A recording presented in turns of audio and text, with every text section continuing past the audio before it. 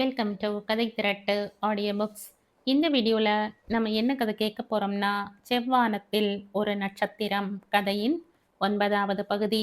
வாங்க கதைக்குள்ள போகலாம். ஸ்கூலின் அந்த வருட ஆண்டு விழாவிற்கு நிறைய உழைத்தவர்களில் கல்பனாவுக்கு முக்கிய பங்கு உண்டு. அவளுக்கு பாட்டு நன்கு வரும் என்பதால் அவளால் ஒரு முழு நீள இசை நாடகமே மாணவிகளுக்கு கற்றுத்தர முடிந்தது. அதற்காக அதே நினைவில் நிறைய மாதங்கள் உழைத்தாள். அதற்காக அவளுடைய அன்றாட வேலைகளை செய்யாமல் இருக்க முடியுமா? கொஞ்சம் சிரமமாகத்தான் இருந்தது. ஆனால் கடைசி நாள் ஒத்திகையில் பார்த்தால் எல்லோருக்கும் நிம்மதி, மிக்க மகிழ்ச்சி. விழாவின் மற்ற ஏற்பாடுகளை கவனித்து பத்திரிகையும் போட்டு வந்துவிட்டது. அதை பார்த்ததும் தெரிந்தது, சரோஜினிக்கும் மற்றவர்களுக்கும் விழாவுக்கு தலைமை தாங்கப் போவது ஒரு அரசியல்வாதி என்று. சரோஜினியும் அந்த பள்ளியின் மேனேஜிங் கமிட்டியில் உறுப்பினர்தான். மீட்டிங்கில் நாம் அவரை அழைக்கப் போவதாக தீர்மானிக்கவில்லையே என்று ஸ்கூல் கரஸ்பாண்டிடம் சரோஜினி கேட்டபோது, இல்லை, நாம் நினைத்திருந்த இலக்கியவாதி நிறைய நாட்கள் மலேசியா பயணம் போவதால் இந்த ஏற்பாடு. இந்த அரசியல்வாதிதான் நாம் கட்டப்போகும் அடுத்த கட்டிடத்திற்கு இடம் சாங்ஷன் செய்ய போகும் அதிகாரத்தில் உள்ளவர். இதையெல்லாம் உத்தேசித்துத்தான் இவரை கூப்பிட்டோம் என்ற கரஸ்பாண்டன்ட். என்ன மேடம், ஏதாவது பிரச்சனையா அவரை அழைப்பதில் என்றும் கேட்டார். அதெல்லாம் ஒன்றுமில்லை, சும்மாதான் கேட்டேன் என்று சொல்லிவிட்டாள் சரோஜினி. விழா நாள் நெருங்கியது. எல்லோரும் செய்ததைப் போல 4 மடங்கு வேலை செய்தாள் கல்பனா. அவளுக்கே இதில் ஈடுபாடு மிகவும் இருந்ததால் தான் செய்தாள். ஆண்டாள் கதையான இசை, நாடகம், நடனம் தெரிந்த 2 ஆசிரியைகள் 1-2 நடனங்களும் அமைத்திருந்தனர். பாடல்களையும் மாணவியருக்கு கற்றுக் கொடுத்து அவர்களையே வாத்திய குழுவினருடன் பாட வைப்பதாக ஏற்பாடு. அதனால் கூடவே இருந்தாள் கல்பனா. இந்த நாடகம் தவிர வரவேற்பு, மேடை அலங்காரம், மாலை மற்றும் பரிசுகளை ஒழுங்குபடுத்தி வைப்பது, பரிசு வாங்கும் குழந்தைகளை நெறிப்படுத்தி அரங்கத்துக்கு அனுப்புவது, அறிவிப்புகள் செய்வது என்று எத்தனையோ வேலைகள். முதலிலேயே யார் யார் என்னென்ன வேலை செய்வது என்று பிரித்து கொடுத்து விட்டார்கள். மாலைகளை சரியான சமயத்திற்கு எடுத்து கொடுத்து பரிசு வாங்கும் குழந்தைகளை வரிசையாக பெயர் அறிவித்தவுடன் அரங்கிற்கு அனுப்புவது இரண்டும் கல்பனாவின் வேலையாக இருந்தது. விழா தொடங்கியது. அரசியல்வாதி வாழ்க கோஷம் போட 4 தொண்டர்களுடன் நிகழ்ச்சிக்கு வந்துவிட்டார்.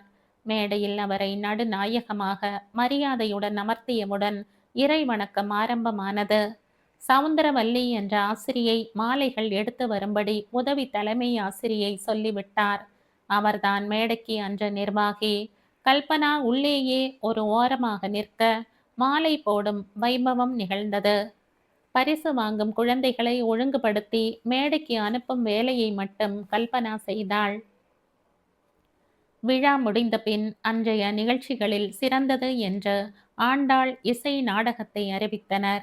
ஆனால் பரிசுகளை வாங்க சவுந்தரவல்லிதான் போனாள், கல்பனாவை முந்திக்கொண்டு. அதனால் கல்பனாவால் ஒன்றும் செய்ய முடியவில்லை. சவுந்தரவல்லி பார்வைக்கு சுமாராகத்தான் இருப்பாள். சற்று வயதானவளும் கூட. விழா முடியும் முன்பே அந்த அரசியல்வாதி புறப்பட்டு போக, அதன் பிறகு ஆசிரியைகள் குரூப் போட்டோ எடுத்து கொண்டனர். அதில் கல்பனாவையும் சேர்த்து கொண்டார்கள்.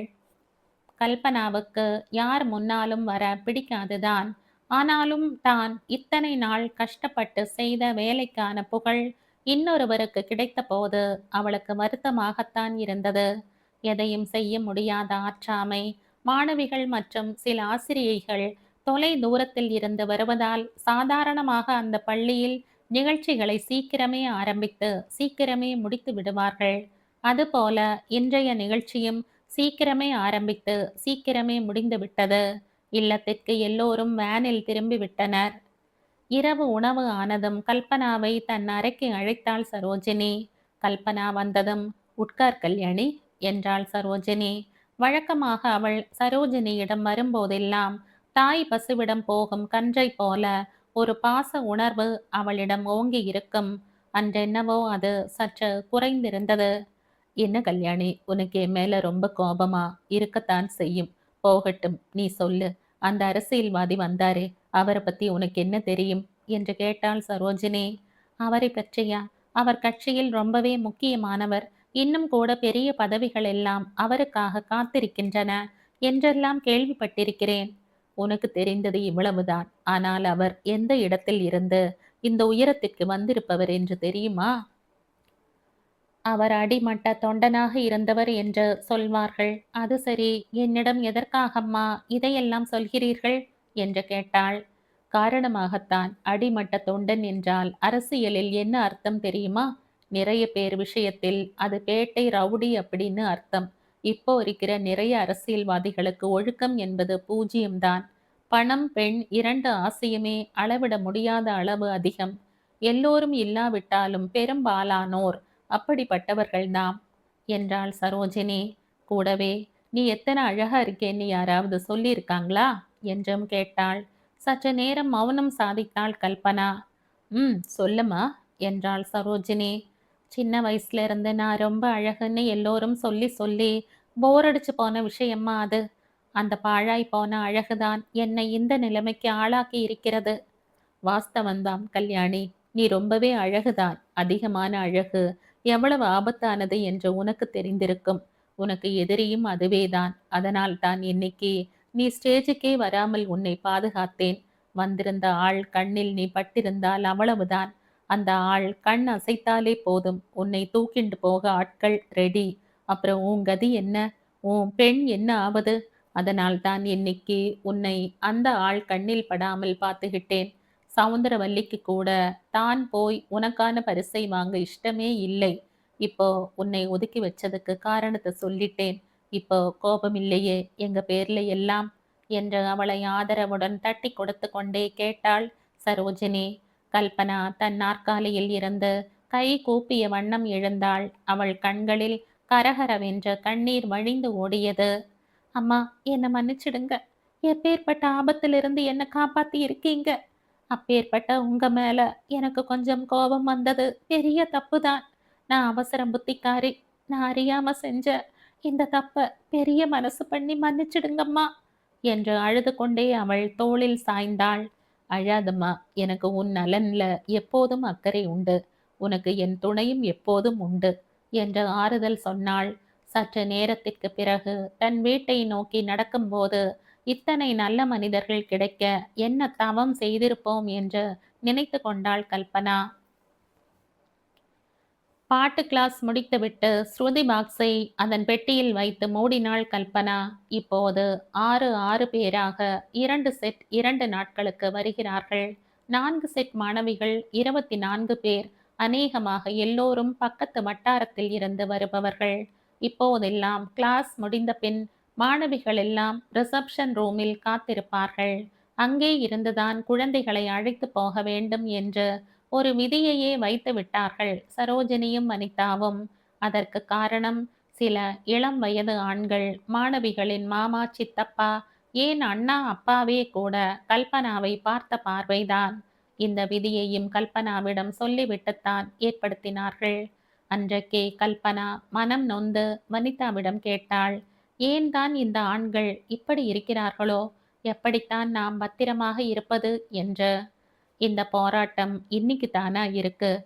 புராண காலத்திலிருந்து ராவணனும் துச்சாதனனும் இருக்கத்தானே செய்தார்கள். அதற்கு நடுவில் தான் சீதையும் திரௌபதியும் தங்களை காப்பாற்றிக் கொண்டார்கள். சரோஜினி மேடம் சந்திக்காத போராட்டமா?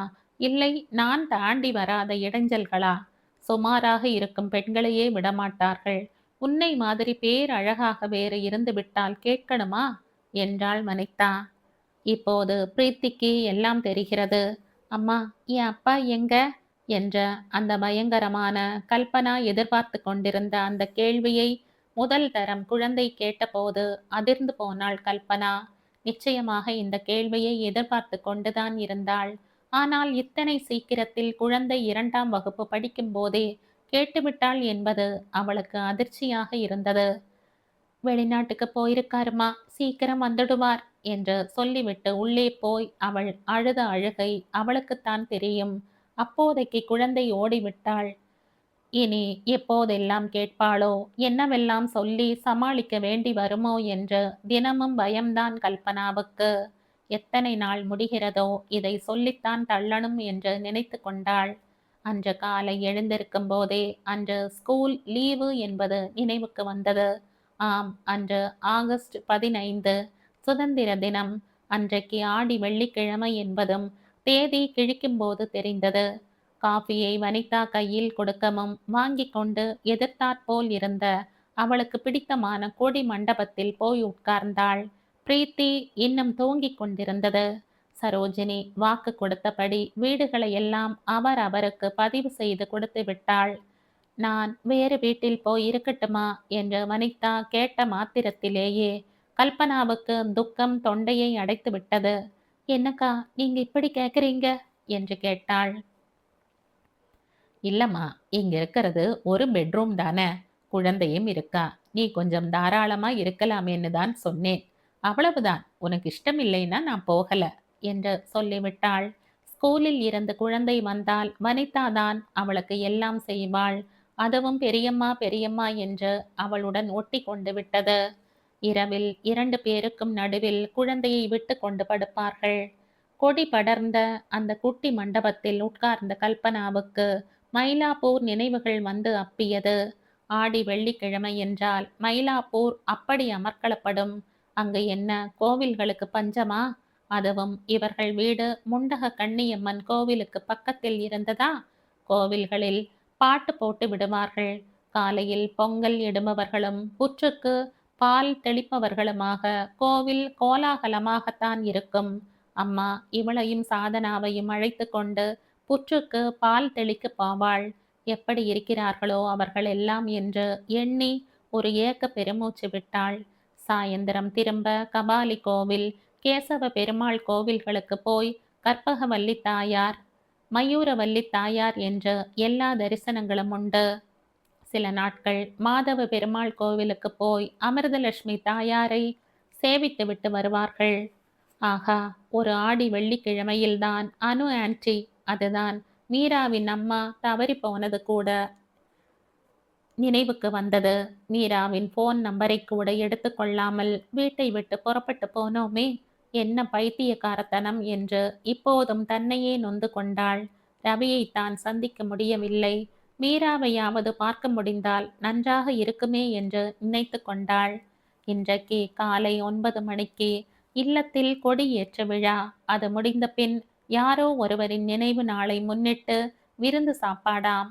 அவர்கள் குடும்ப அங்கத்தினர்கள் எல்லோரும் வருவார்களாம். சரோஜினியும் வனிதாவும் சாப்பாடு சப்ளை செய்பவர்களிடம் ஆர்டர் கொடுத்து விட்டார்கள். ஆம், நிறைய எக்ஸ்ட்ரா பதார்த்தங்கள் எல்லாம் செய்ய வேண்டியிருந்ததால் வெளியே ஆர்டர் கொடுத்து விடுவார்கள். இப்போதெல்லாம் பாருவால் முடிவதில்லை. எல்லோருக்கும் நாளுக்கு நாள் வயதாகிக் கொண்டு போகிறதில்லையா? திடீரென்று தான் ரொம்ப நேரமாய் அங்கு பழைய நினைவுகளில் மூழ்கி உட்கார்ந்து விட்டது நினைவுக்கு வர தன் வீடு நோக்கி விரைந்தாள். குளித்து பூஜை முடித்து தயாராகி இவர்கள் வரும்போது கொடியேற்று விழாவிற்கான நேரம் நெருங்கிவிட்டது. இவளும் போய் அந்த சின்ன மைதானத்தில் விழாவிற்கான ஏற்பாடுகளை செய்ய உதவினாள். சரோஜினி மற்றும் எல்லோரும் வந்தாகிவிட்டது. வரும் விருந்தாளிதான் கொடியேற்றப் போகிறார். பாட்டிதான் கல்பனாவோடு சேர்ந்து தாயின் மணிக்கொடி பாரீர் பாடுவதாக சொல்லி இருந்தாள். பிரீத்தி தன் மழலையில் தேசபக்தி என்ற தலைப்பில் 2 நிமிட பேச்சுக்கு தயாராக இருந்தாள். பாமாதான் அதை தயார் செய்திருந்தாள். எல்லோரும் சித்தமாக இருக்க வாசல் கேட்டினுள் நுழைந்தது அந்த நீல நிற பெரிய கார். காரில் இருந்து ஒரு வயதான அம்மா, ஒரு வயதான ஆண், ஒரு இளம் வயது பெண்மணி, ஒரு குட்டி பெண் ஆகியோர் இறங்கினார்கள். கல்பனா பார்த்து கொண்டே இருந்தாள். அந்த இளம் வயது பெண்மணியை பார்த்ததும் அவளுக்கு ஷாக் அடித்தது போல் இருந்தது. ஆஹா, இவள் மீரா மாதிரி இருக்கிறாளே என்று நினைத்து கொண்டவள் அவசரமாக சற்று அருகில் போய் பார்த்தாள். ஆம், மீராவேதான். தன்னை மறந்தவள் மீரா என்று கத்திக்கொண்டே ஓடிப்போய் அவளை கட்டிக்கொண்டாள். திகைத்து போன அந்த பெண் தன்னை சுதாரித்து கொண்டு இவளை உற்று பார்த்து, கல்யாணி நீயா என்று கேட்டுக்கொண்டே அவளை கட்டி கொண்டு விட்டாள். சரோஜினி உட்பட எல்லோரும் பிரமித்து நிற்க 2-3 நிமிடங்கள் பிடித்தன இவர்கள் தன்னிலை வருவதற்கு. இருவர் கண்களிலும் கண்ணீர் வழிந்தோடின. சரோஜினி மெல்ல, கல்யாணி இந்த மேடத்தை உனக்கு தெரியுமா? நீங்கள் இருவரும் ரொம்ப நெருங்கிய சிநேகிதர்களா என்று கேட்டாள். ஆமம்மா, யூகேஜியிலிருந்து 11வது வரை 2 பேரும் ஒரே ஸ்கூலில் ஒரே செக்ஷனில் படிச்சோம். எங்க 2 பேருக்குமே வேற நெருங்கின சிநேகிதிகள் கிடையாது என்றாள் கல்பனா தொடர்ந்து. மன்னிச்சுக்கங்க அம்மா, எத்தனையோ வருஷம் கழிச்சு மீராவை பார்க்கிறேன். அதான் உணர்ச்சி வசப்பட்டுட்டேன் என்றாள் கண்களில் வழிந்த நீரை துடைத்து கொண்டே. சரி வாங்க, ஃபங்க்ஷனை நல்லபடியா நடத்திடுவோம். அப்புறமா நீங்க 2 பேரும் சாவகாசமா பேசலாம் என்று சரோஜினி சொல்ல இருவரும் நடக்க ஆரம்பித்தனர். மீராவின் அப்பா பார்த்தாவும் பாட்டி புஷ்பாவும் பின்தொடர கல்பனா அவசரமாக அவர்கள் காலை தொட்டு வணங்கினாள். நம்ம கல்யாணியா இது என்றாள் பாட்டி புஷ்பா. நல்லா இருக்கியாமா கல்யாணி என்று வினவினார் பார்த்தா. நன்னா இருக்கேன் அங்கிள், வாங்க என்று அழைத்து போனாள். அந்த குட்டி பெண் மீராவின் பெண்ணாக இருக்க வேண்டும். அது முன்னே ஓடிப்போய் விட்டது. பார்த்தா கொடியேற்ற அனைவருமே சுற்றி நின்று ஜனகனமன பாடினர். அடுத்ததாக பாட்டியும் கல்பனாவும் பாடினார்கள். தாத்தா ஒரு சின்ன சொற்பொழிவு நிகழ்த்தினார். அதன் பின் குழந்தை பிரீத்தியின் பேச்சு. எல்லோரும் அதன் மழலையை வெகுவாக ரசித்தனர். பார்த்தா பேச ஆரம்பித்தார்.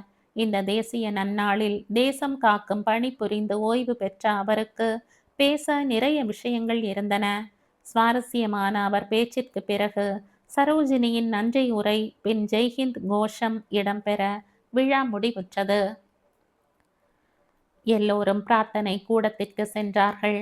கையோடு கொண்டு வந்திருந்த அனுராதாவின் போட்டோவை மீரா கல்பனாவிடம் கொடுக்க அவள் அதை அங்கிருந்த ஒரு மேடையில் வைத்து மீரா கொண்டு வந்திருந்த பூச்சரத்தை அந்த போட்டோவிற்கு அணிவித்தாள். விளக்கும் ஏற்றி வைத்து எல்லோரும் சற்று நேரம் கண் மூடி தியானம் செய்தனர். பிறகு எல்லோரும் சாப்பிட சென்றார்கள். எல்லோரும் அமர மீரா பரிமாற ஆசைப்பட்டாள். முழுசாக உன்னால் முடியாதம்மா, ஒன்று செய், நீ உன் கையால் இனிப்பை பரிமாறிவிடு, மற்றவற்றை நாங்கள் பார்த்து கொள்கிறோம் என்றாள் சரோஜினி.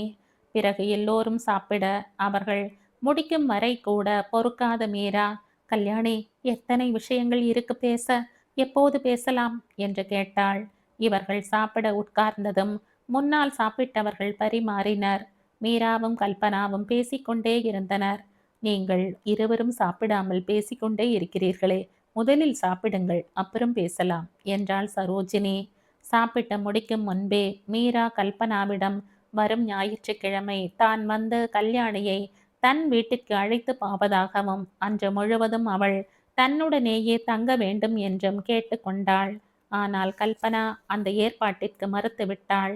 தான் எக்காரணம் கொண்டும் எங்கும் போவதில்லை என்றும் அதற்கு பதிலாக மீரா ஞாயிறு பூராவும் தன்னுடன் தங்க வேண்டும் என்றும் மீராவை வேண்டிக் கொண்டாள். இந்த ஏற்பாட்டிற்கு தான் சரோஜினி அம்மாவிடம் அனுமதி வாங்கி விடுவதாகவும் அதனால் இதற்கு தடை சொல்லாமல் மீரா ஒத்துக்கொள்ள வேண்டும் என்றும் கேட்டுக்கொண்டாள்.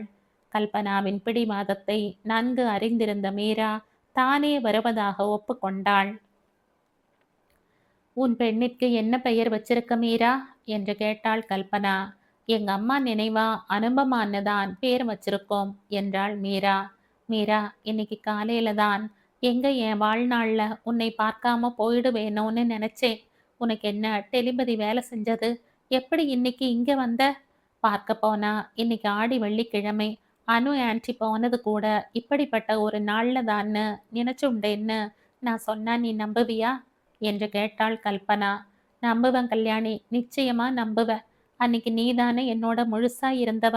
நீ நிச்சயமா நினைச்சிருப்ப. அடிக்கடி பேசிண்டா தானா, பார்த்துண்டா தானா? நம்ம மாதிரி நிஜமான சிநேகிதிகளுக்குள் அதெல்லாம் தேவையே இல்லை.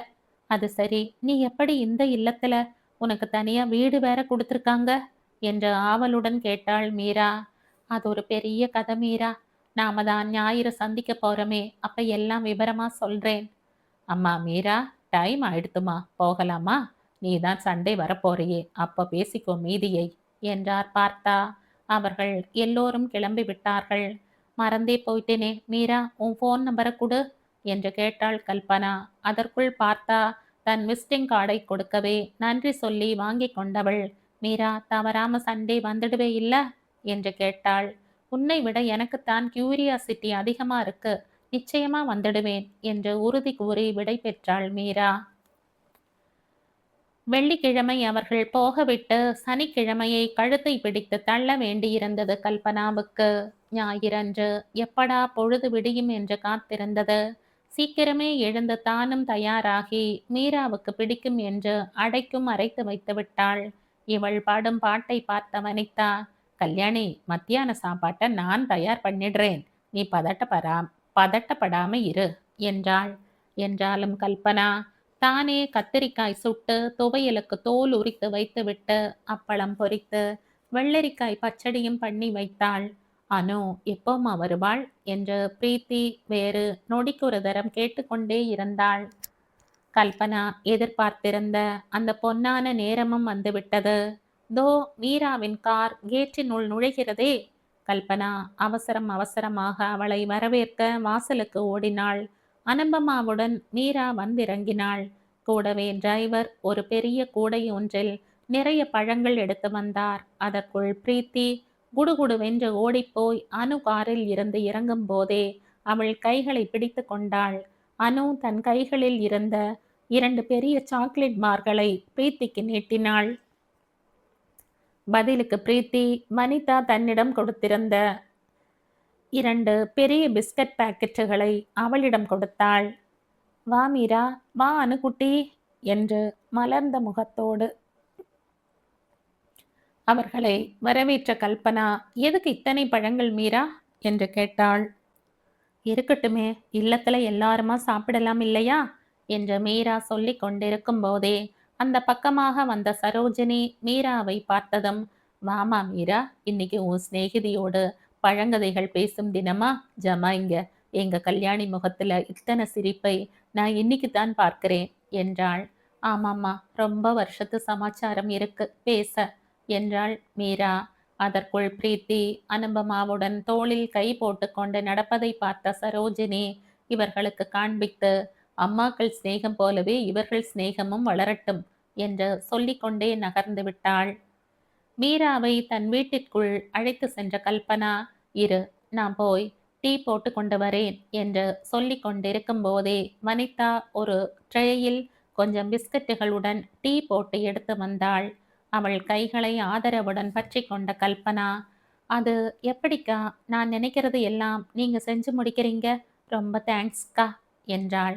இது என்னம்மா பெரிய விஷயம், மீரா மாதிரி நானும் உனக்கு பெஸ்ட் ஃப்ரெண்டு தானே என்றாள் சிரித்து கொண்டே. 3 பேருமாக டீ அருந்திவிட்டு, வா மீரா, வாங்கக்கா, நாம் அந்த கொடி வீட்டில் உட்கார்ந்து பேசலாம் என்று அழைத்தாள் கல்பனா. இல்லம்மா, நீ போய் உன் சிநேகிதியோட என்ஜாய் பண்ணு, சாப்பிட்ற வேளைக்கு உங்களை கூப்பிடுறேன் என்றாள் வனிதா. ஏதாவது உதவி வேணும்னா கூப்பிடுங்கக்கா என்றாள் கல்பனா. அதெல்லாம் ஒன்றும் வேணாம்மா, உனக்கு இன்னைக்கு முழு நாளும் விடுமுறைதான் என்றாள் வனிதா. மீரா, உனக்கு பிடிக்குமேன்னு அடைக்கி அரைச்சி வச்சிருக்க, சாப்பிடலாமா என்று கல்பனா கேட்க, நான் காலையில டிஃபன் பண்ணிட்டு தான் வந்திருக்கேன், அடையை ராத்திரி சாப்பிடலாம் என்றாள் மீரா. அக்கா, அப்ப எல்லாருமா 11 மணிக்கு காலை சாப்பாடு சாப்பிடலாமா என்று கேட்க, அதுவே சரியா இருக்கும் என்றாள் வனிதா. ஒரு அரை மணி நேரம் சென்றதும் 2 கப்களில் காஃபியும் பிரெட் சாண்ட்விச்சும் கொண்டு வைத்தாள் வனிதா. கல்பனாவும் மீராவும் ரொம்ப நேரம் பேசிக்கொள்ளவே இல்லை.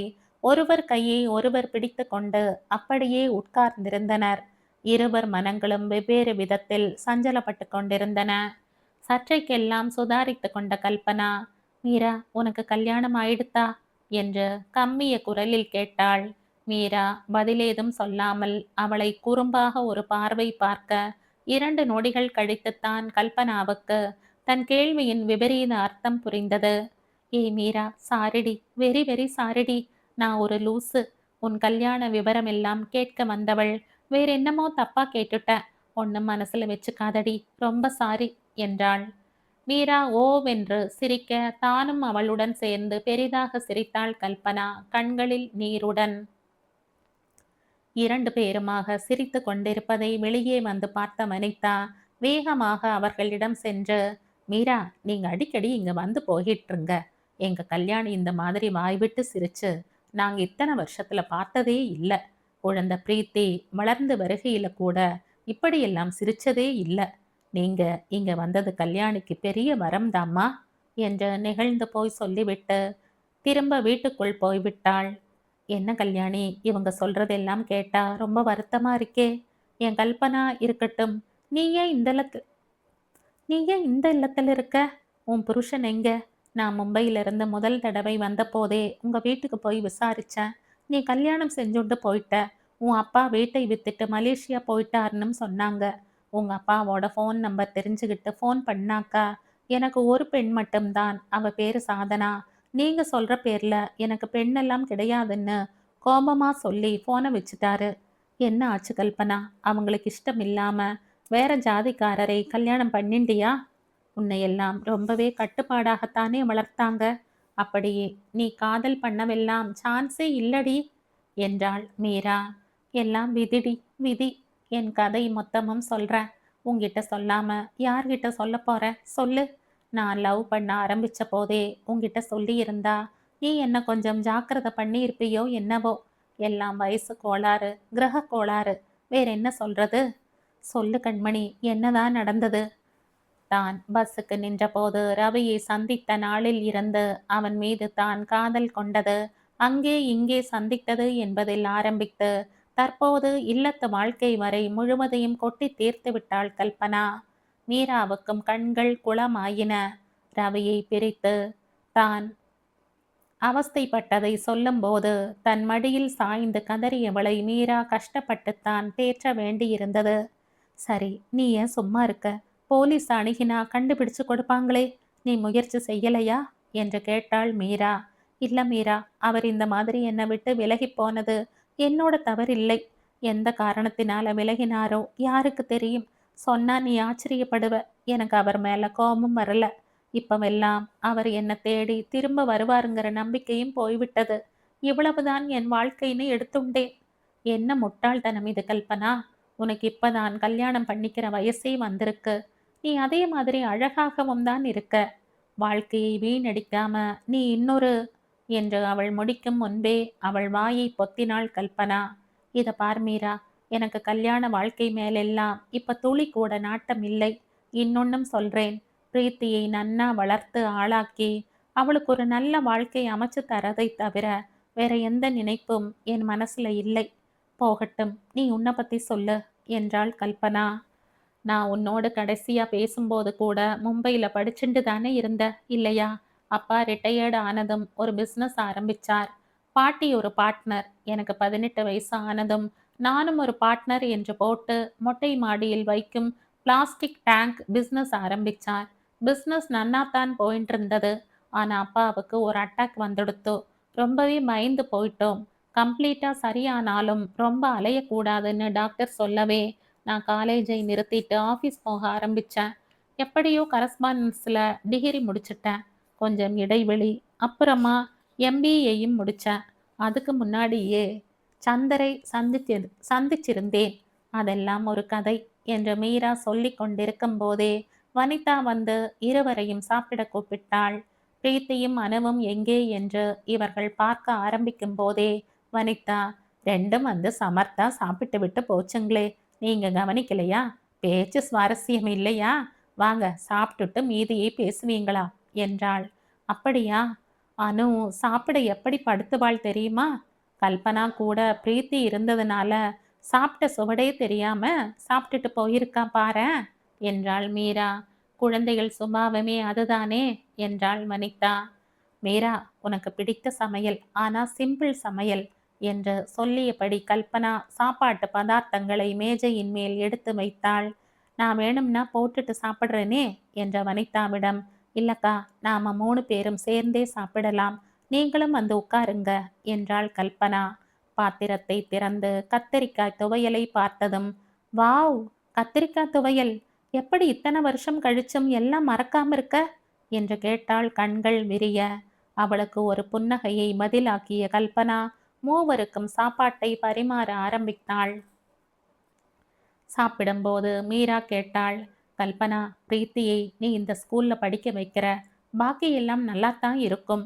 ஆனா இங்கிலீஷ் மட்டும் போதாது. ஒரு வலுவான இங்கிலீஷ் அடித்தளம் இல்லாது போனா எதிர்காலத்துல ரொம்ப கஷ்டம் என்றாள். நீ சொல்றதும் சரிதான் மீரா. எனக்கும் கூட அப்படி தோணத்தான் செய்தது.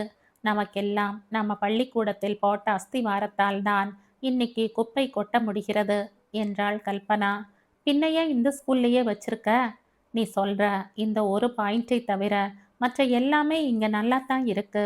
இந்த ஸ்கூல்னா ஆசிரமத்தின் மற்ற குழந்தைகளுடன் எங்க பஸ்லயே போயிட்டு வந்துடுவா. அது ஒரு மேஜர் பாயிண்ட். இன்னொன்னு, வேற ஸ்கூல்னா ஃபீஸும் அதிகம். அதுக்கு ஆட்டோல அனுப்பணும். அதுக்கு வேற செலவாகும். என்னவோ அதையெல்லாம் யோசிக்கவே இல்ல. இல்ல கல்யாணி, நீ அவள ஒரு நல்ல கான்வென்ட்ல சேர்த்துத்தான் ஆகணும். குழந்தைகளின் நம்பிக்கையான எதிர்காலத்திற்கு நாம செய்யற முதல் முதலீடு இதுதான் என்றாள். யோசிக்கிறேன் என்ற கல்பனா ரொம்ப தயங்க, மீரா, இங்க இல்லத்து தலைவி சரோஜினி ஆட்சேபிப்பாங்களா என்றாள். எனக்கு அப்படி தோணல. ஆனாலும் பாக்கி பேரிடமிருந்து அவளை பிரிக்கிறோமோ, அதன் பலாபலன்கள் என்னவாகும் என்பதெல்லாம் யோசிக்கணும். சரோமா ஆட்சேபிக்கிறாங்களோ இல்ல சரிங்கிறாங்களோ, நிச்சயமா அவங்க கிட்ட பேசிட்டு தான் முடிவு செய்யணும் என்றாள் கல்பனா. பேசிக்கொண்டே ருசித்து சாப்பிட்ட மூவரும் எல்லாவற்றையும் இடத்தில் வைத்து சுத்தம் செய்தனர். எக்ஸலன்ட் சாப்பாடு வனிதாக்கா, நானும் உங்களை அப்படியே கூப்பிடலாம் இல்லையா என்று கேட்டாள் மீரா. தாராளமா அப்படியே கூப்பிடலாமா. நீ வரியேன்னு இன்னும் ஏதாவது 2 ஐட்டம் பண்ணலாம்னா கல்யாணி கொஞ்சம் பதார்த்தங்களானால் தான் ருசித்து சாப்பிட முடியும்னு மீரா எப்பவுமே சொல்வான்னு சொல்லிட்டாள். ஆமாங்க்கா, நான் நல்லா ரசிச்சு அனுபவிச்சு சாப்பிட்டேன் என்றாள் மீரா. அதன் பிறகு வனிதா இவர்கள் 2 பேரையும் நாசுக்காக தனியே விட்டுவிட்டு, நீங்க 2 பேரும் படுத்து சற்று ஓய்வு எடுத்துக் கொள்ளுங்கள். எனக்கு ஆபீஸில் கொஞ்சம் வேலை இருக்கிறது என்று சொல்லி நகர்ந்து விட்டாள். 2 பேரும் போய் கட்டிலில் படுத்து கொண்டார்கள். கல்யாணி, நீ இந்த வீட்டைத்தான் வாங்கி இருக்கியா? நன்னா கியூட்டா இருக்கு என்றாள் மீரா. ஆமாம், வாழ்க்கையை தொலைத்த எனக்கு இப்படி ஒரு பாதுகாப்பான வாழ்க்கையை அமைத்து கொடுத்திருப்பதற்கு ஆண்டவனுக்கும் ஆண்டவனுக்கு சமமான சரோஜினி அம்மாவிற்கும் நான் ஆயுசு பூரா நன்றி செலுத்தினாலும் பத்தாது. இல்லையா மீரா? நிஜம்தான் கல்யாணி. அப்படி ஒரு துணை அந்த நேரத்துல உனக்கு கிடைச்சிருக்கலைன்னா நீ சின்னா பின்னமாகத்தான் போயிருப்ப. இப்போ மன வாழ்க்கை இல்லாட்டாலும் ஏதோ நல்லபடியாத்தான் ஓடிட்டு இருக்குன்னு தான் சொல்லணும் என்றாள் மீரா. உண்மைதான். ஏதோ இந்த கஷ்டத்திலும் ஆண்டவன் கருணை என் பக்கம் இருக்கு. சரி, நீ சொல்லு. நீ எப்படி இங்க சந்திச்ச உன் கணவரை? கண்டதும் காதல் டைப்பா?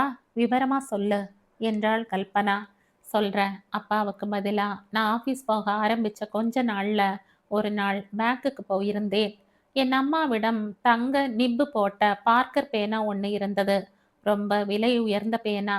அதை தான் இருந்தவரை பத்திரமா வச்சிருந்தா. அவளுக்கு பின்னாடி நான் அந்த பேனாவை யூஸ் பண்ணிட்டு இருந்தேன். அன்னைக்கு பேங்கிற்கு அந்த பேனாவை எடுத்துண்டு போயிருந்தேன்.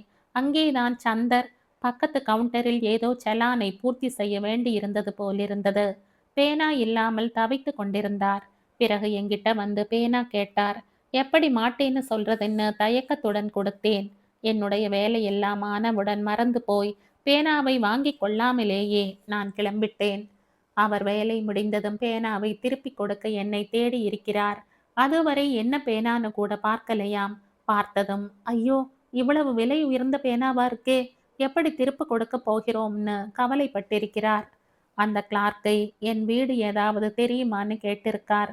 அவர் கையை விரித்து விடவே அன்றில் இருந்து தினம் 2 வேளையும் அந்த பேங்கிற்கு வந்து போயிருக்கிறார். நான் என் கை பையில் இருந்த வேறு பேனாவை வைத்து என் அன்றாட வேலைகளை கவனித்துக் கொண்டிருந்ததால் இந்த பேனா இல்லாததை கவனிக்கவே இல்லை. கவனித்ததும் பதறி போய்விட்டேன். நானும் பேங்கிற்கு போய் கவுண்டரில் விசாரித்துவிட்டு அதன் மதிப்பை சொன்னேன். பண மதிப்பு மட்டுமில்லாமல் அது எங்கம்மா டிகிரி மாகாணத்திலேயே முதல் ரேங்கில் தேறினதற்காக எங்க தாத்தா கொடுத்த பரிசு. அம்மா இருந்த வரைக்கும் நாங்கள் யாரும் அதை தொட்டு கூட பார்த்ததில்லை. நான் முதலில் ஆபீஸுக்கு போய் என் சீட்டில் உட்கார்ந்து முதல் கையெழுத்து போட அப்பா அதை கொடுத்தார். இப்படி அஜாக்கிரதையாக இருந்து விட்டோமே என்று ரொம்பவே வேதனைப்பட்டேன். அதற்கு அடுத்த நாள் நான் பேங்கிற்கு பேனாவை பற்றி ஏதாவது தெரிந்ததா என்று கேட்கப் போன போது சந்தர் அங்கே வந்திருந்தார். என்னை பார்த்ததும் அவருக்கு அப்படி ஒரு சந்தோஷம், நிம்மதி. உடனே பேனாவை என்னிடம் கொடுத்து நிறைய தரம் சாரி கேட்டு கொண்டார். நான் வாங்கிக் கொண்ட பேனாவை தான் தானே பத்திரமாக கொண்டு வந்து கொடுத்திருக்க வேண்டும் என்று அவரும், நான் கவனமாக திருப்பி வாங்கிக் கொண்டிருக்க வேண்டும் என்று நானும் ஒருவருக்கொருவர் சொல்லிக் கொண்டோம். அப்புறம் என்ன, பக்கத்து ரெஸ்டாரண்டில் காஃபி சாப்பிட்டு கொண்டே பேச்சு. அந்த மாதிரி பயந்து பயந்து 4 சந்திப்பு. பிறகு அந்த கோல்டன் வேர்ட்ஸை சொல்லிக் கொண்டிருப்பீர்கள். அப்புறம் டும் டும் தானே. உன் பாட்டி, அப்பா இவர்களிடம் சம்மதம் கேட்டியா, இல்லையா என்று கேட்டாள் கல்பனா. நீ சொன்ன பாக்கி எல்லாம் சரிதான். ஆனா நாங்க ஒளிஞ்சு ஒளிஞ்சு சந்திக்கல. ஏன்னா அப்பாவும் சரி பாட்டியும் சரி கொஞ்சம் முற்போக்கான எண்ணங்கள் உள்ளவர்கள். ஆனா பிரச்சனை இல்லாம கல்யாணம் ஆகல என்றாள் மீரா. அப்படி என்ன பிரச்சனை உங்க அப்பா பாட்டி 2 பேருமே சம்மதிக்க விட்டு? முதலில் நாங்கள் ஒரு ரெஸ்டாரண்டில் சந்தித்தோம். அன்று நாங்கள் நன்றி பாராட்டி கொண்டதோடு சரி. அடுத்தடுத்த சந்திப்புகளில் இருவரும் அவரவர் கதைகளை பரிமாறிக்கொண்டோம். அவருக்கு யாருமே கிடையாதாம். கிரக கோளாறோ அல்லது விதிப்பயனோ ஏதோ ஒன்று எங்கு போனாலும் துரத்துகிறது. நிலையாக ஒரு வேலை இல்லை. ஏற்கனவே எனக்கு பெற்றோரோ வேறு உறவினர்களோ கிடையாது.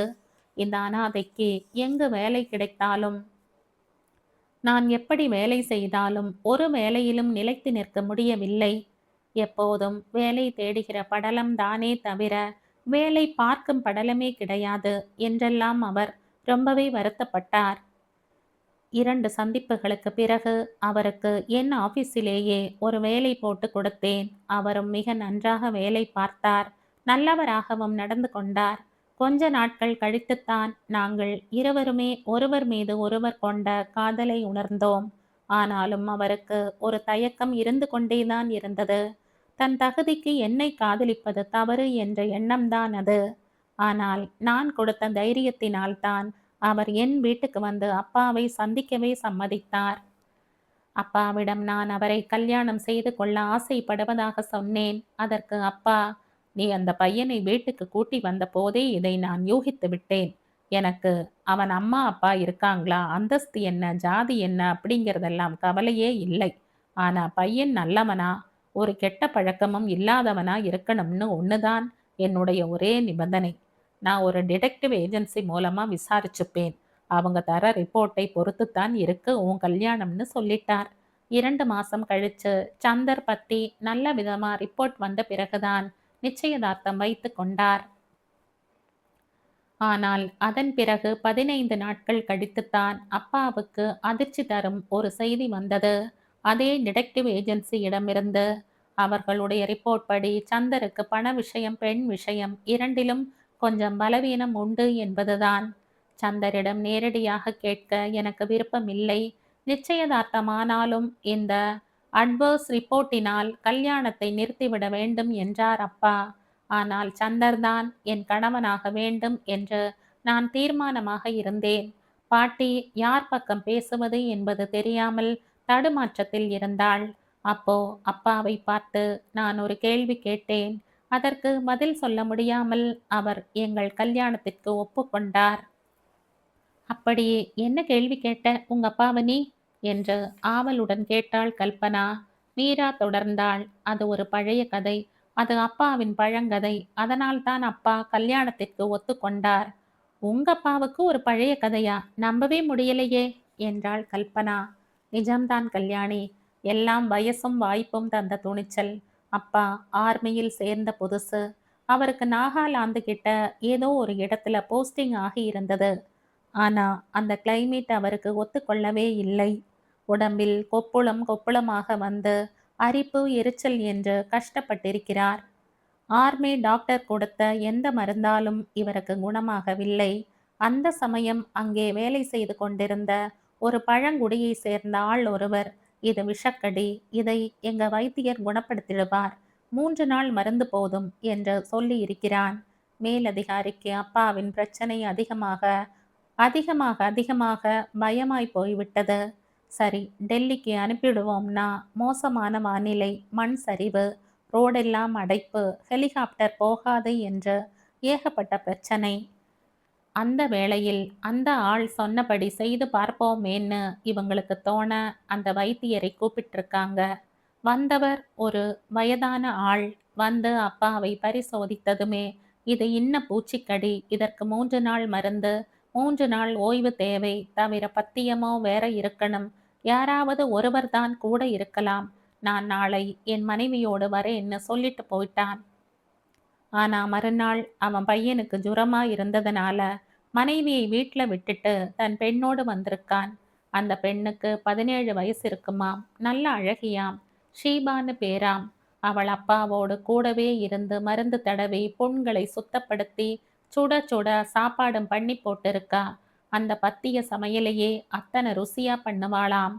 எல்லோரும் ஆச்சரியப்படும் விதத்தில் 2 நாள்ல பொண்ணெல்லாம் ஆறெடுத்தாம். அடுத்த 4 நாளும் அந்த பெண் கூடவே இருந்திருக்கிறாள். உள்ளங்கால் எல்லாம் கூட புண் வந்ததனால அவதான் அப்பாவை தாங்கி நடக்க வச்சு எல்லாம் பண்ணி இருக்கா. அப்புறம் என்ன, பஞ்சையும் நெருப்பையும் பக்கத்துல வச்சவங்க பைத்தியக்காரங்க. பத்திக்கிடுச்சு. அப்புறம் இவங்க அடிக்கடி சந்திப்பாங்களாம். அநேகமா தினம் காலையில அங்க இருக்கிற ஒரு அருவிக்கரையில, அப்புறமா சாயந்தரம் அங்க இருந்த ஒரு பழைய குட்டி கோவில்னு அவங்க சந்திப்புகள் தொடர்ந்திருக்கு. அப்பா அவளை கல்யாணம் செய்துக்கிற எண்ணத்துல தான் இருந்திருக்காரு. அதனால எந்த கட்டுப்பாடும் இல்லாம பழகி இருக்காங்க.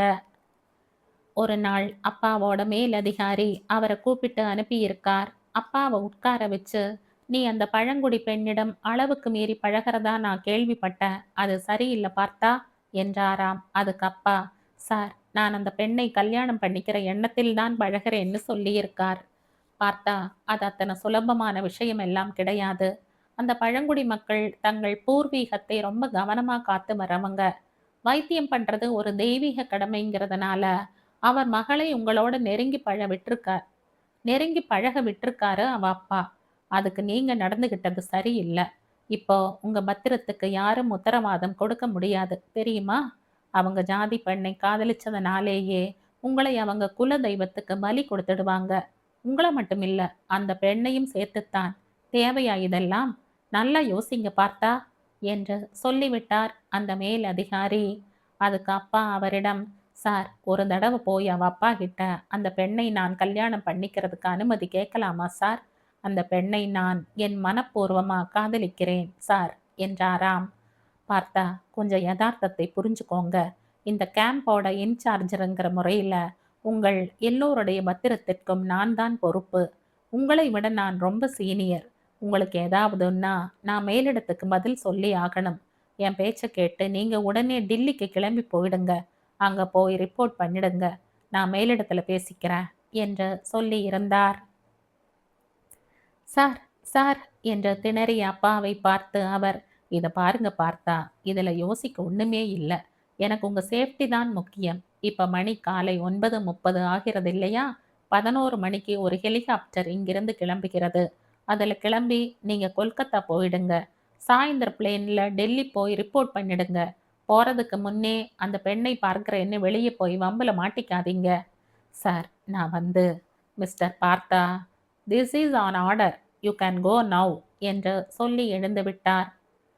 This is an order, you can go now என்று சொல்லி எழுந்து விட்டார் அந்த சீனியர் ஆபீசர். அப்பாவால் வேற என்ன செய்ய முடியும்? சல்யூட் செய்துவிட்டு அந்த ஆர்டரை நிறைவேற்றினார்.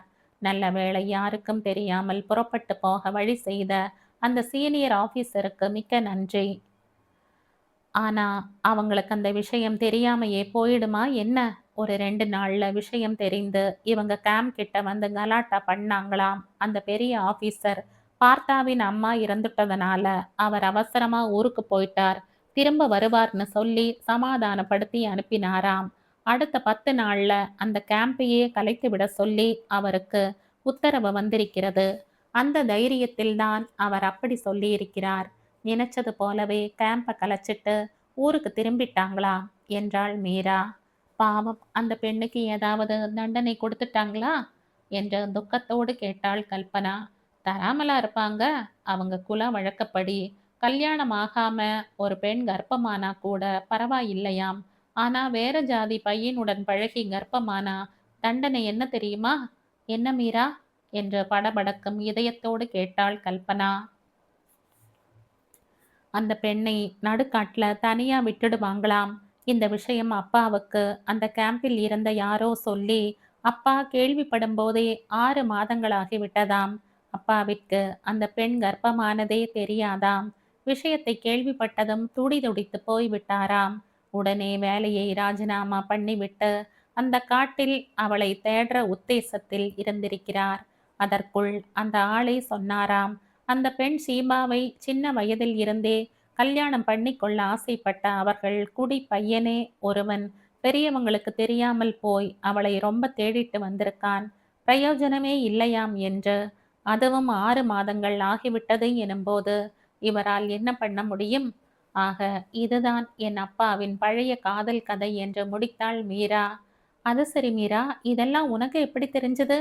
அதுவா, அம்மா செத்துப்போன பின்னாடி அப்பா நிறையவே குடிக்க ஆரம்பிச்சிட்டார்னு சொன்னேன் இல்லையா? அப்போதெல்லாம் அவர் தன்னை அறியாமல் என் ஷீபாவிற்கு நான் செய்த துரோகத்திற்கு தண்டனையாகத்தான் தெய்வம் அணுவை என்னிடமிருந்து பிரித்து விட்டது என்று உளறுவார். எனக்கு முதலில் இது ஒண்ணுமே புரியவில்லை. ஷீபா யார், அவளுக்கு அப்பா என்ன துரோகம் பண்ணினார் என்கிறதெல்லாம் தெரியாமல் குழம்பினேன். ஆனா அப்பா அடிக்கடி இதையே புலம்பிக் கொண்டிருந்ததை பார்த்து சகிக்காமல் நான் ஒரு முடிவுக்கு வந்தேன். ஒரு நாள் அப்பாவுக்கு ராவாக தண்ணி சோடா எதுவும் கலக்காமல் விஸ்கி ஊற்றிக் கொடுத்து அவருடன் ஆதரவாக பேசி முழு விவரத்தையும் தெரிந்து கொண்டேன். அதற்கப்புறம் அப்பாவிடம் நடந்தது நடந்து விட்டதப்பா. அம்மாவை கல்யாணம் பண்ணிண்ட அப்புறம் நீங்க ஏதாவது தப்பு பண்ணியிருக்கீங்களா? இல்லையே. அந்த பெண் ஷீபாவுக்கு கூட துரோகம் பண்ற நினைப்புல நீங்க பழகல. உங்க கை மீறி நடந்த ஒரு காரியத்துக்கு நீங்க என்னப்பா பண்ண முடியும்? மனச தேத்திக்கோங்கப்பா என்றெல்லாம் ஆறுதல் சொன்னேன். கர்ப்பமாயிருந்த ஒரு பெண்ணை கைவிட்ட பாவம்தான் உனக்கு கல்யாணம் பண்ணி வைக்க கூட இல்லாம அம்மா போயிட்டாம்மா என்று அழுதவர். ஆனா நீ சொன்ன மாதிரி அம்மாவ அவ இருந்தவரை நன்னா பார்த்துண்டேம்மா. மனசால கூட வேற ஒரு பெண்ணை நான் நினைச்சதில்ல. அவளும் என் பழங்கதை தெரியாமல் நிம்மதியா போய் சேர்ந்துட்டா. அம்மா மீரா, இந்த அப்பா தெரியாம செய்த தப்ப மன்னிப்பியாமா? ஷீபாவுக்கு நான் துரோகம் செய்யலைன்னு நீ மனசார நம்பினா அந்த பெண்ணோட ஆத்மா என்னை மன்னிக்கும்மா என்று என் கையை பிடிச்சுண்டு கதறினார். அப்பா, நான் உங்களை முழுசா நம்புறேன்ப்பா. ஷீபா உங்களை கண்டிப்பா மன்னிச்சிடுவா. நீங்க இதையே நினைச்சு நினைச்சு உங்க மனசையும் உடம்பையும் வருத்திக்காம இருங்கப்பா இனிமேல என்று தைரியம் சொன்னேன். அப்புறமா 2 நாள் கழிச்சு பாட்டி கேட்டாள், ஏமா டல்லாவே இருக்கேன்னு. ஒண்ணுமில்ல பாட்டின்னேன். எதுக்கு கண்ணா என்கிட்ட மறைக்கிற? உனக்கு ஷீபாவை பத்தி எல்லாமே தெரியும். எனக்கு தூக்கி வாரி போட்டது. என்ன பாட்டி சொல்ற? உனக்கு எல்லாமே தெரியுமா? ஆமாம்மா, எனக்கு மட்டுமில்ல, உங்க அம்மாவுக்கு கூட கல்யாணம் கல்யாணம் ஆன புதுசுலேயே தெரிஞ்சுடுத்து. இப்போ இத்தனை வருஷம் கழிச்சு இவ்வளவு வருத்தப்படுறாரே, முன்ன எப்படி இருந்திருப்பார் சொல்லு? 2 நாள் முன்னாடி அப்பா என்கிட்ட சொன்னதெல்லாம் கேட்டுட்டு இருந்தியா பாட்டி? அது மட்டுமில்ல, நேத்திக்கு நீ அப்பாவுக்கு ஆறுதல் சொல்லிக்கிட்டு இருந்ததையும் கேட்டேன். நிஜமா சொல்றேன், எனக்கு உங்க அம்மாவை நினைச்சா எப்பவும் பெருமையா இருக்கும். இப்ப உன்னை நினைச்சும் ரொம்ப பெருமையா இருக்குமா. அப்படித்தான் புண்பட்ட மனசுக்கு இதமா இருக்கணும். சரி சொல்லு பாட்டி, அம்மாவுக்கு இதெல்லாம் எப்படி தெரியும்? அம்மா இதுக்கு எப்படி ரியாக்ட் பண்ணா? இது எப்படி எடுத்துண்டா? கல்யாணம் ஆன புதுசுல குடிச்சிட்டு உங்கிட்ட சொன்ன மாதிரியே உங்க அம்மா கிட்டையும் சொல்லிட்டார். அம்மா தனியே வந்து வேதனைப்படத்தான் செய்தாள். பேசாம விட்டுட்டு போயிடலாமா இவரைன்னு கூட ஒரு நிமிஷம் யோசிச்சாள்.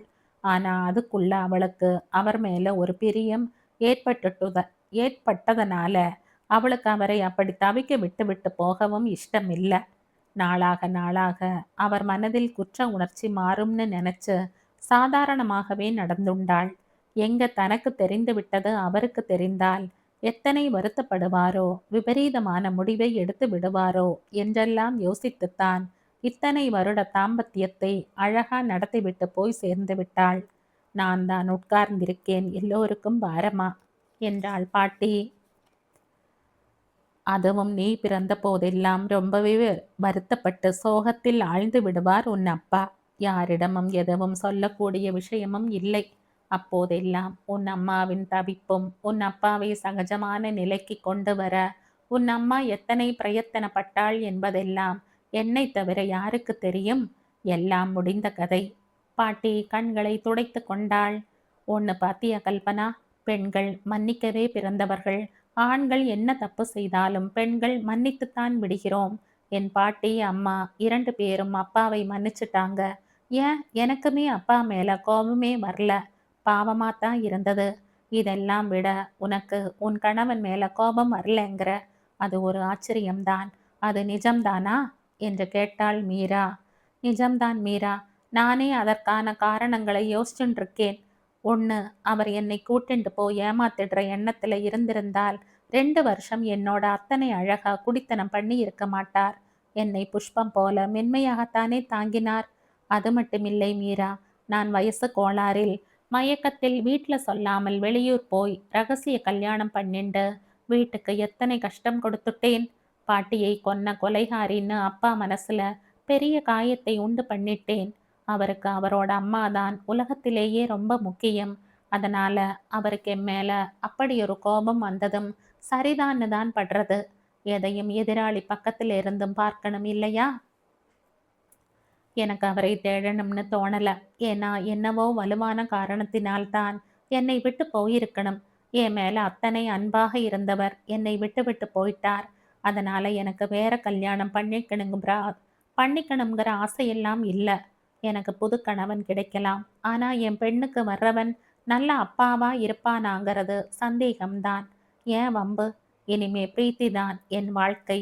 அவளை நல்லபடியா படிக்க வச்சு தன் கால்ல நிக்கிற மாதிரி செய்துட்டு பிறகு அவளுக்கு ஒரு நல்லவனா நம்பிக்கையானவனா ஒருத்தனை பார்த்து கல்யாணம் பண்ணி வைக்கணும். இதை தவிர வேறு எதுவுமே இல்லை என் மனசில் என்றாள் கல்பனா. அதுவும் சரிதான். ஆனா அதுக்கு நீ இன்னும் கொஞ்சம் தரமான பள்ளிக்கூடத்துல போடணும். அது அப்பா எங்கேன்னு கேட்கறது இல்லையா உன்ன? சரி, அதெல்லாம் அப்புறமா பேசுவோம். அதுக்கு முன்னாடி நீ உன் அப்பாவை என்ன கேட்ட? அவர் எப்படி உன் கல்யாணத்துக்கு சம்மதிச்சார் என்று கேட்டாள் கல்பனா. அதுதான் கல்பனா, என் பாட்டி, அம்மா, நீ அந்த வரிசையில இப்ப நானும் நிக்கிறேன். எனக்கும் சந்தர் தப்பே ஏதாவது பண்ணி இருந்தால் கூட இப்போது அவர் நல்லவராக இருக்கும்போது அந்த பழசையெல்லாம் மன்னிச்சுடலாம்னு தோணி அவரை நான் ஏன் கல்யாணம் பண்ணி கொள்ளக்கூடாது என்றுதான் வலுவான எண்ணம் இருந்தது. அதனால அப்பாவை நான் கேட்டேன். ஏன்பா, நீங்க அந்த பழங்குடி பெண் ஷீபாவோட அத்துமீறி பழகி இருக்கீங்க. அதுக்கப்புறம் அம்மாவோட எத்தனை பாசமா குடும்பம் நடத்துனீங்க. உங்களுடைய அத்தனை வருஷ குடும்ப வாழ்க்கையில யாராவது உங்களை குத்தம் சொல்லிட முடியுமா? அணுன்னு அம்மா மேல உசிரியே வச்சிருந்தீங்களே. அது மாதிரி இதுக்கு முன்னாடி சந்தர் தப்பே பண்ணி இருந்தாலும் மனதில் இத்தனை தூரம் எண்ணத்தை வளர்த்து கொண்டு விட்ட நான் எப்படிப்பா அவரை வேண்டாம்னு சொல்வேன் என்று கேட்டேன் என்றாள் மீரா. நாம நல்லவங்கன்னு நினைச்சுக்கிட்டு இருக்கிற எத்தனையோ பேர் வாழ்க்கையில சின்ன வயசுல எத்தனையோ தப்பு பண்ணி இருந்திருக்கலாம். ஆனா அதை சுட்டி காட்டி அங்கிளை நீ மடக்கி இருக்கணுமா? இல்ல கல்யாணி, அப்பாவை குத்தி காண்பிக்கிறதோ மடக்குவதோ என் நோக்கம் இல்ல. என் ஆசையெல்லாம் நான் சந்திர கல்யாணம் பண்ணிக்கிறதுல தான் இருந்தது. அதற்காகத்தான் நான் அப்பாவை சம்மதிக்க வைக்க அப்படி ஒரு கேள்வி கேட்க வேண்டி இருந்தது. நான் கேட்டதும் அப்பா கல்யாணத்துக்கு சம்மதிச்சுட்டார். ஆனா என்ன செய்தார் தெரியுமா? கல்யாணத்துக்கு முன்னாடியே மொத்த சொத்தையும் என் பெயருக்கும் குழந்தை பிறந்ததும் அதற்குத்தான் சொத்தை விற்கவோ மாற்றவோ உரிமை உண்டோன்னும் அதுவும் அந்த குழந்தை மேஜர் ஆன பிறகுதான்னும் விவரமான ஒரு உயில் எழுதி பக்காவா பதிவும் செஞ்சுட்டார். அந்த விஷயத்தை அப்பாவே நேரடியாக சந்தரிடம் சொல்லியும் விட்டார். ஒருவேளை பணத்திற்காக என்னை கல்யாணம் பண்ணிக்கிறதாக இருந்தாலும் இப்போது பின் வாங்கி விடுவார் என்ற எண்ணம். ஆனால் சந்தர் அந்த விஷயம் கேட்டு ரொம்பவே சந்தோஷப்பட்டார். அப்பா எதிர்பார்த்த என் மேல நம்பிக்கை இல்லையா என்று சுணங்கல, எரிச்சல் படல. கல்யாணம் நல்லபடியா நடந்தது. சந்தரையும் ஒரு பார்ட்னர் ஆக்கி விட்டார் அப்பா. ஆனால் அவருக்கு இன்று வரை பவர் ஆஃப் அட்டானி கொடுக்கல. இவரும் அதை பெரிதாக எடுத்துக்கொள்ளவே இல்லை. என் மேல் கொள்ளை பிரியமாத்தான் இருக்கார். ஆபீஸிலும் நன்றாக உழைக்கிறார். அப்பா பாட்டியிடம் நல்ல மரியாதை. எல்லாம் சரியாகத்தான் போயின்றிருக்கு. ஆனாலும் என்று இழுத்த மீராவை கல்பனா, ஆனாலும் என்னடி, இன்னும் என்ன வேண்டும் ஒரு பெண்ணுக்கு என்றாள். எல்லாம் நல்லபடியாக இருந்தாலும் என்னைக்காவது ஒரு நாள் தோணும், இவர் பணம் பெண் 2 விஷயத்திலும் வீக் என்றாரே அப்பா, என்னன்னு கேட்கலாமான்னு. ஆனா என்னை கட்டுப்படுத்தி கொள்வேன். இதெல்லாம் கல்யாணமான முதல் கொஞ்ச நாளைக்குத்தான். இப்பவெல்லாம் அப்படி தோன்றதே இல்லை. அவர் அத்தனை அன்பா என்னிடம் இருக்கும்போது அந்த கேள்வி என் மனதில் இருந்து மறைந்தே விட்டது. ஆனால் முதல் கொஞ்ச நாளைக்கு நான் அவரை கேள்வி கேட்டு காயப்படுத்தாமல் இருந்ததற்கு காரணம் முழுக்க முழுக்க பாட்டிதான். நீ விரும்பி அந்த பையனை பண்ணிட்டு இருக்க. அதுவும் உன் அப்பா அவ்வளவு தூரம் விசாரித்து சொல்லிவிட்டும் அவர் வேணும் அவரைத்தான் பண்ணிப்பேன்னு பிடிவாதமா கல்யாணம் பண்ணிட்டு இருக்க. அதுக்கப்புறமும் அவர்கிட்ட போய் இந்த பழசு எல்லாம் கிளறி அவரையும் வருத்தப்படுத்தி வாழ்க்கையையும் சிக்கலாக்கி கொண்டு விடாதேன்னு தினமும் எனக்கு போர் அடிக்கும் வரை சொல்வாள்.